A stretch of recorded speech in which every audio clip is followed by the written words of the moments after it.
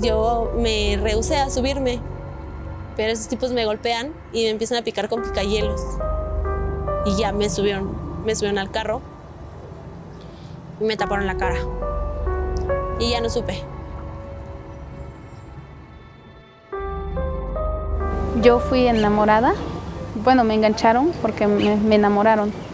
¿Cómo podía yo pedir ayuda si realmente alguno de los clientes tenían un cargo público? Sentí que del cielo al infierno un día me mandaron.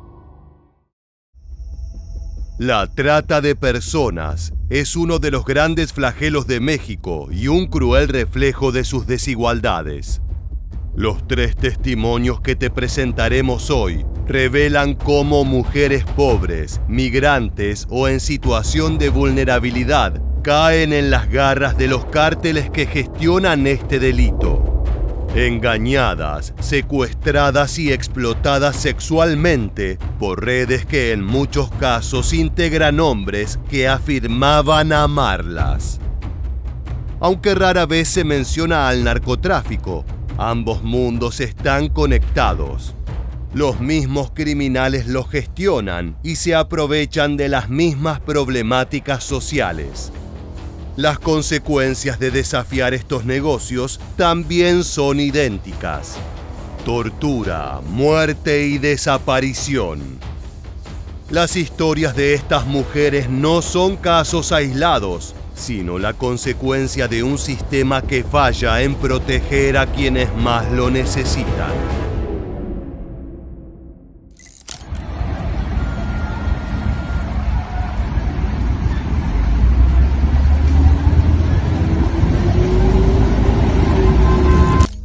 La trata de personas no solo es uno de los negocios más oscuros del crimen organizado, sino que también es uno de los más rentables. El secuestro de humanos puede tener diversos fines, desde la esclavitud laboral al uso de esas personas para el trasiego de drogas.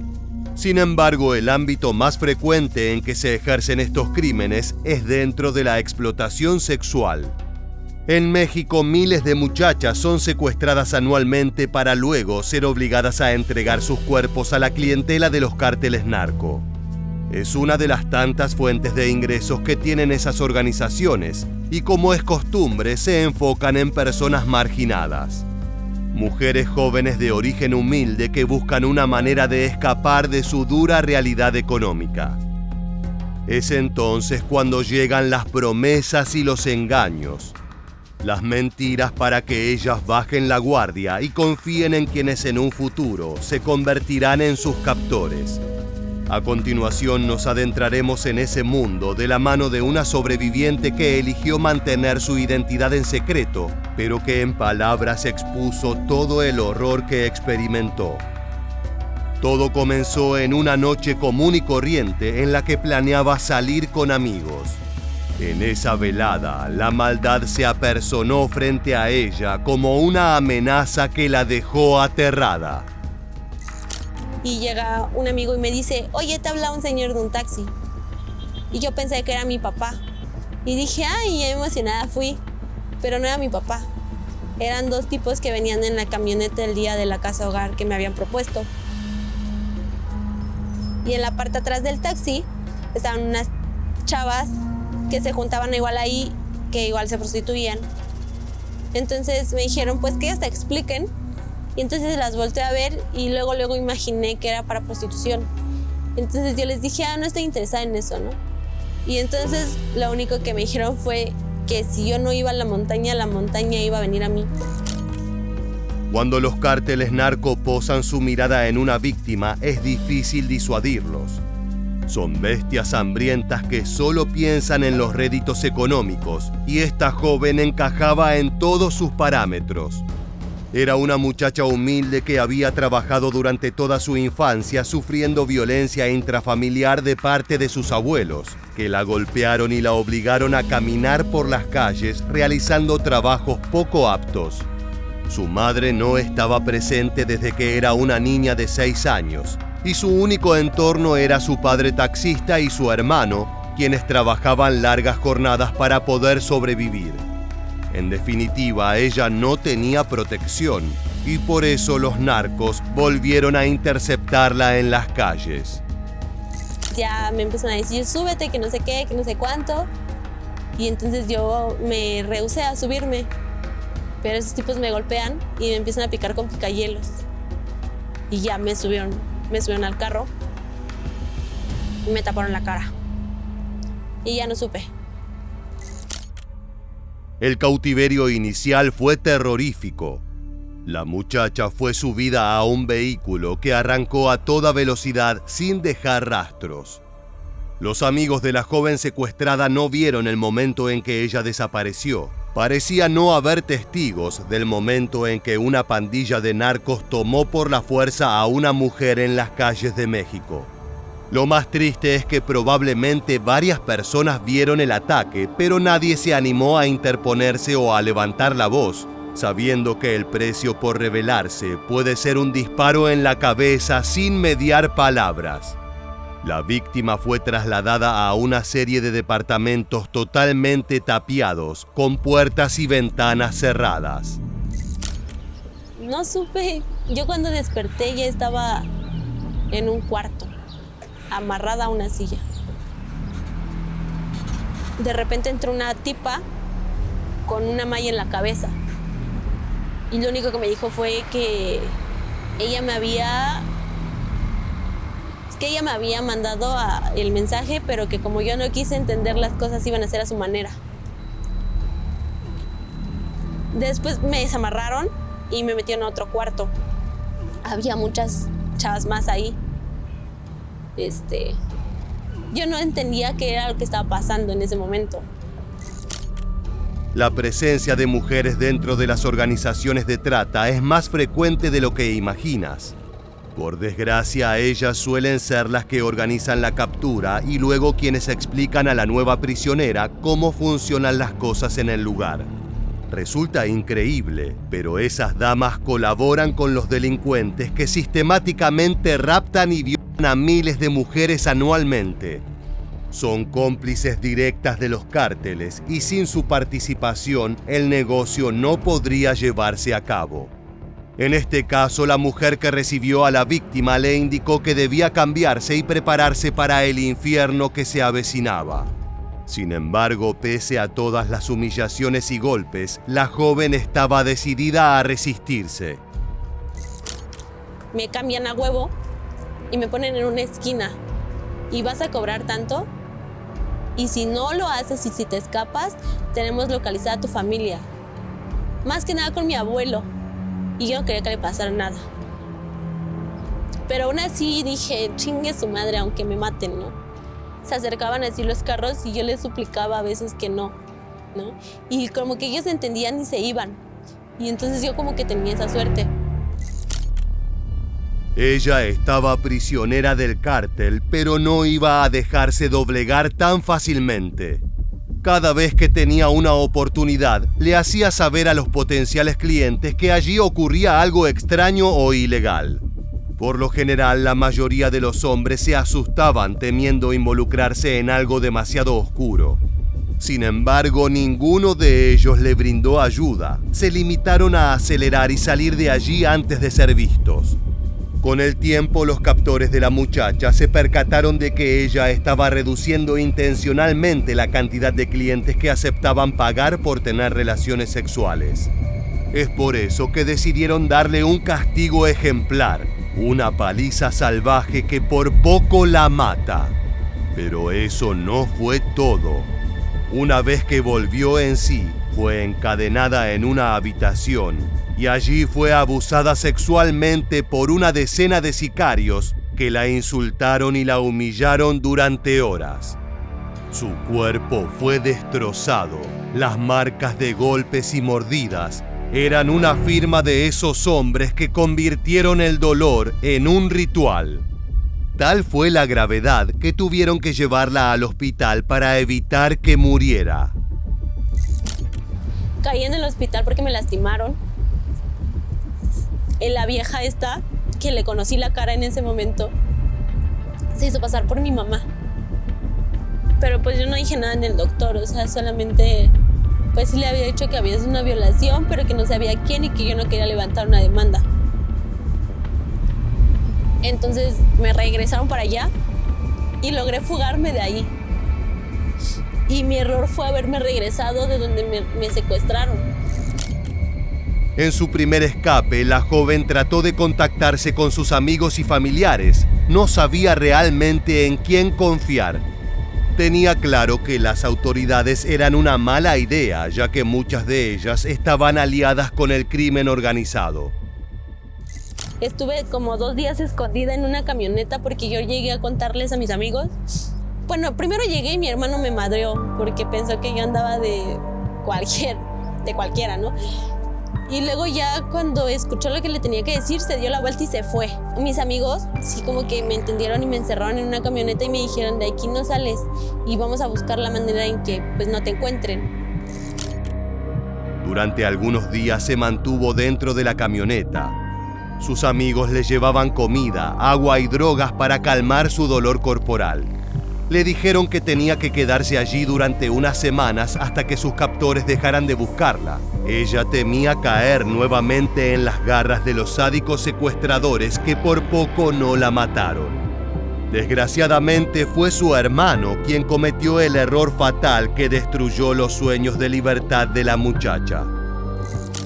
Pero mi hermano ojete me dijo, ya pasaron 2 días, ni te han buscado, vamos a comer a Cuauhtémoc.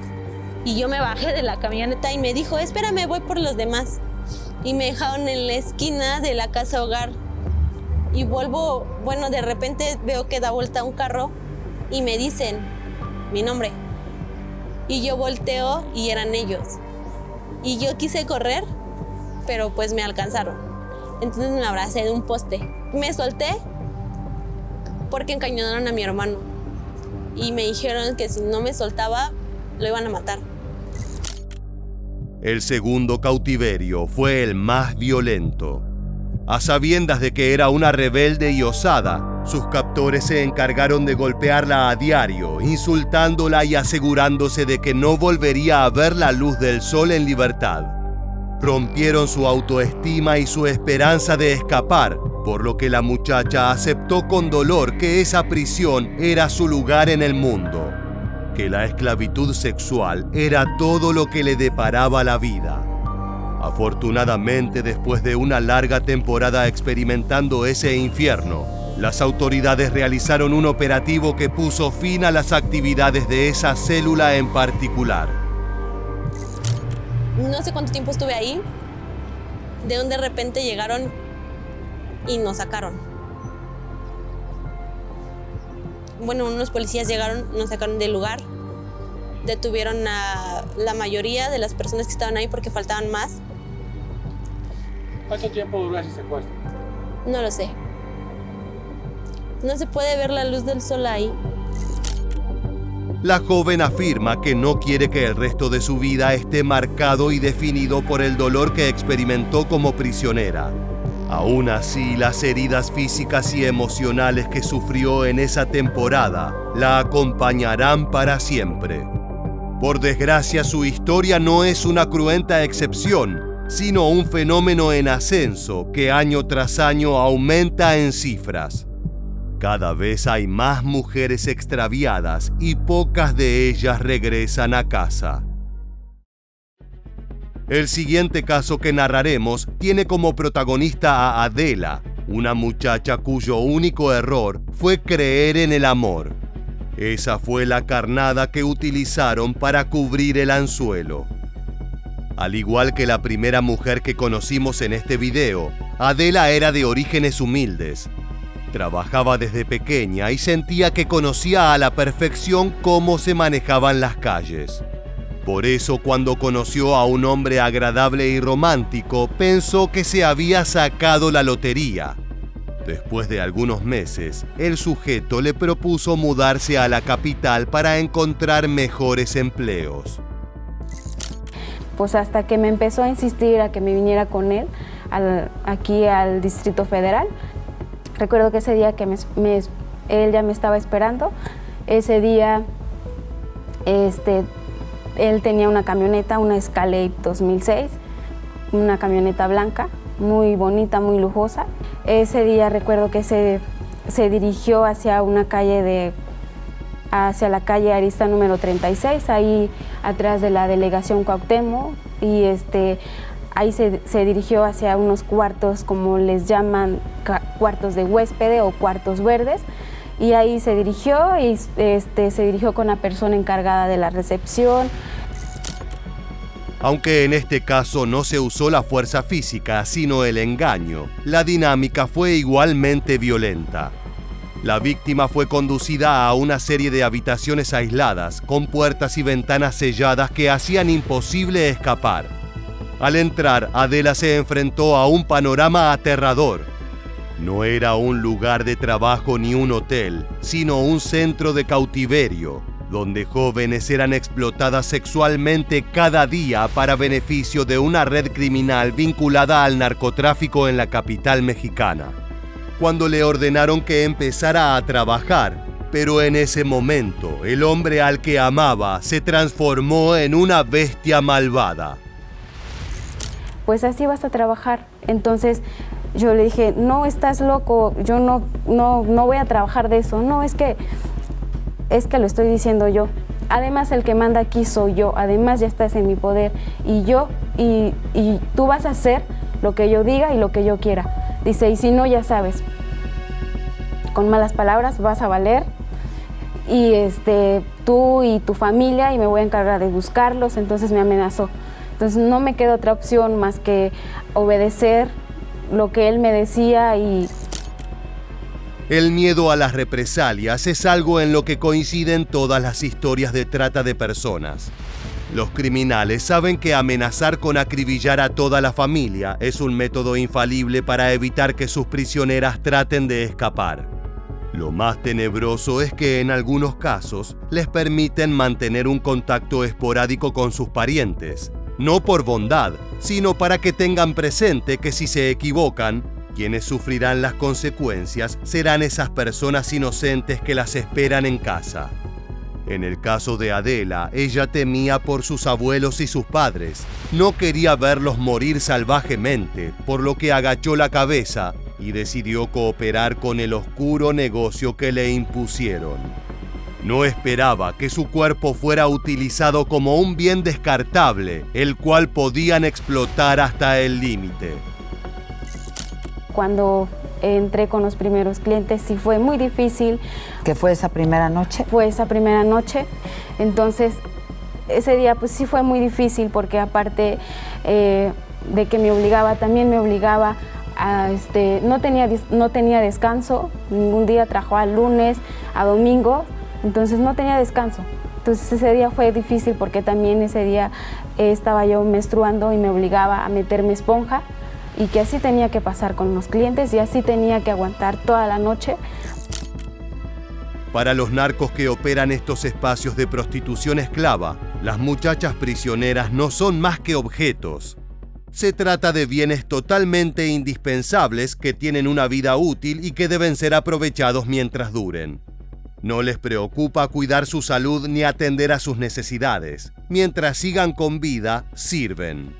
Si se enferman y mueren, no hay problema.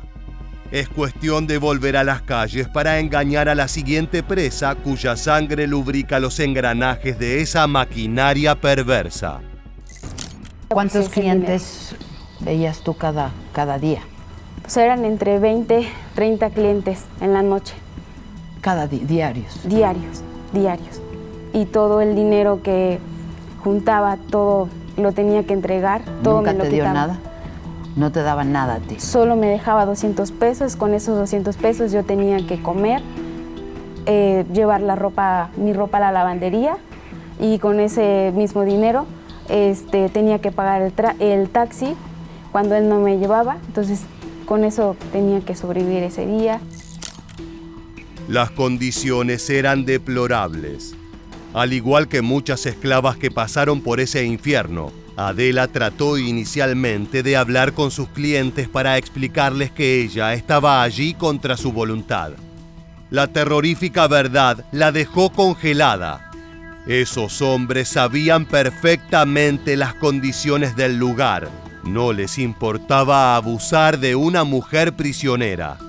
Lo peor es que en muchos casos los visitantes del prostíbulo eran personas con autoridad, quienes se suponía debían cuidar a muchachas como Adela de caer en esos infiernos. ¿Cómo podía yo pedir ayuda si realmente en varias ocasiones algunos de los clientes tenían un cargo público? Una vez recuerdo que me ocupé con varios policías que tienen un cargo público y que tienen que ejercer, ¿no?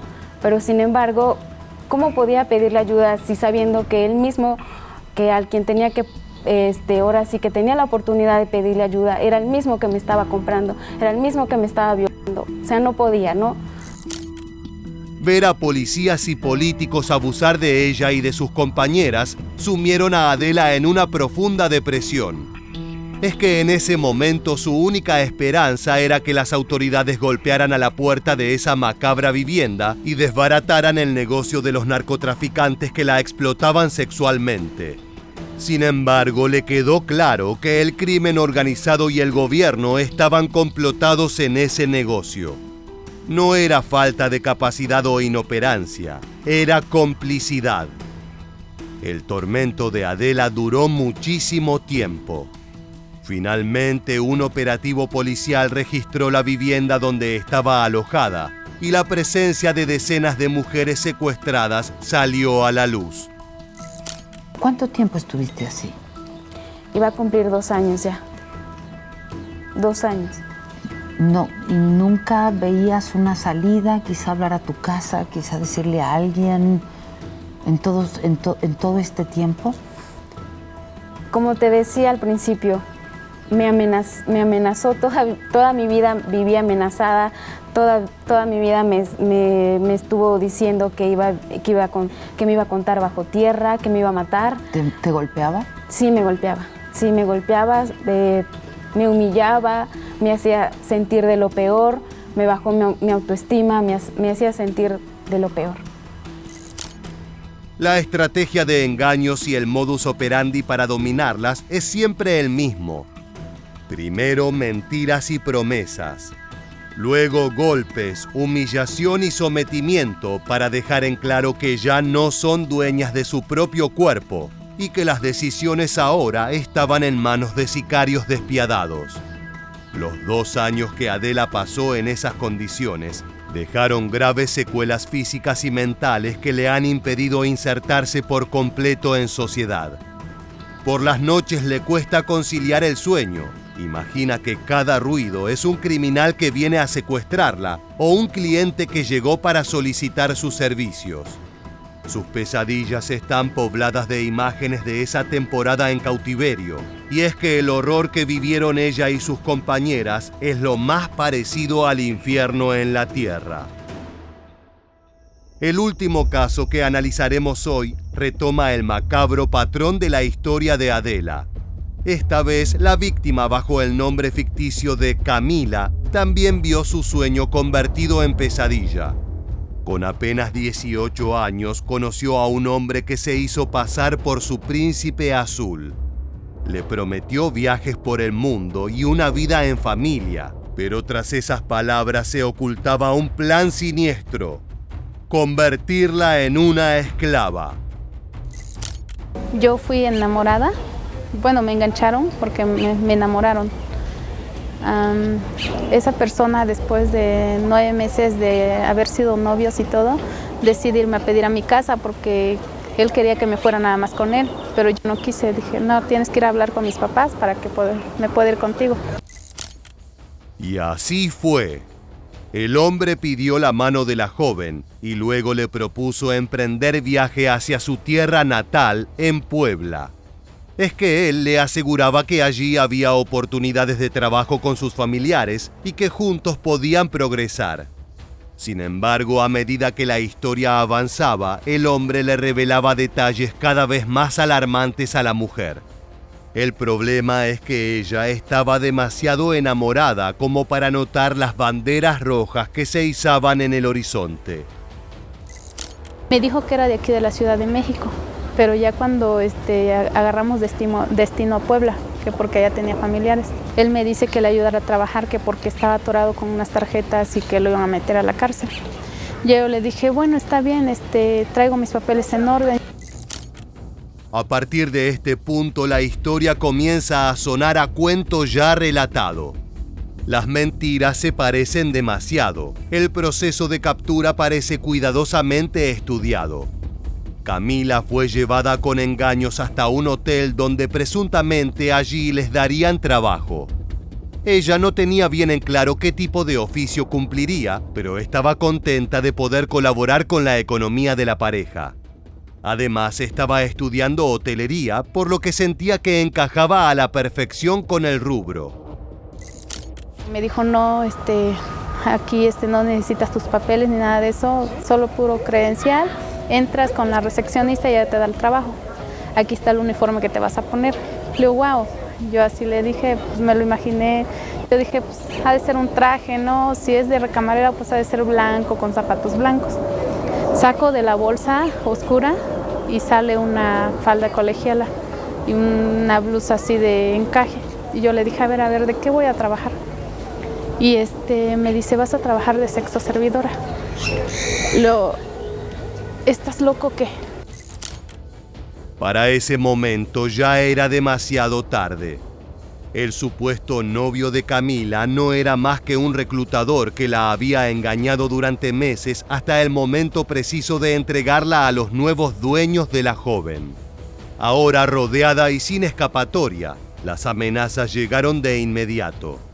Si se negaba a ser explotada como esclava sexual, sus padres pagarían las consecuencias. Los asesinarían sin piedad, con una crueldad calculada. Ante ese horror, solo quedaba una opción: someterse, vestirse de colegiala y recibir la visita de los infames clientes que día a día acuden allí. Ni siquiera me alcancé a parar cuando ya venía un devorador, como si fuera carne fresca. Y así fue un tormento desde las 2 de la tarde hasta las 5 de la tarde. Entrar y salir. Yo llegué al extremo ese día de decir ya no aguanto, de decir ya no quiero más, ya no quiero entrar a los cuartos. No sé, sentí que del cielo al infierno un día me mandaron. Camila tiene bien en claro que sus captores no son los únicos responsables de su sufrimiento. Por un lado, las autoridades que durante largos meses hicieron oídos sordos a la evidente explotación sexual que ocurre en el centro de Puebla.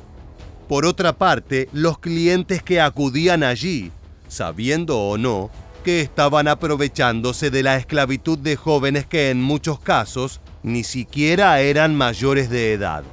Además, los dueños del lugar le hicieron saber que estaban bien conectados y que parte de la clientela era gente poderosa que haría todo lo posible porque ese espacio se mantuviera en secreto, lejos de la atención de la policía y la justicia. Cada vez que Camila se quejaba del dolor o de las pésimas condiciones, recibía la misma respuesta de parte de su presunta pareja. Me dice, ¿sabes qué? Te vas a quedar encerrada hasta que lo decidas, porque yo ya estuve pagando mucho por ti, te saqué a pasear, fuimos a tu casa, gasté mucho dinero, tienes que pagar todo eso. Me encerró bajo llave en un pequeño cuartito, solo puso un colchón tirado en el piso. Aparte de que él te lleva y todo, en el hotel también te exigen, te truenan los dedos y te dicen, sabes que aquí se viene a trabajar y no se viene a llorar, arréglate, párate y haz lo que vas a hacer, porque aquí se trabaja. Camila permaneció prisionera durante varios meses hasta que un operativo policial tocó a las puertas de ese improvisado prostíbulo, poniendo fin a la pesadilla de tantas jóvenes que habían caído en la misma trampa. Por desgracia, no todos los responsables de ese lugar se encontraban presentes al momento en que la policía realizó el operativo.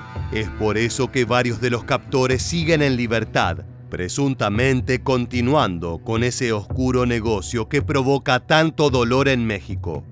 Camila trató de iniciar acciones legales, pero entendió que su lucha debe enfocarse por otra parte.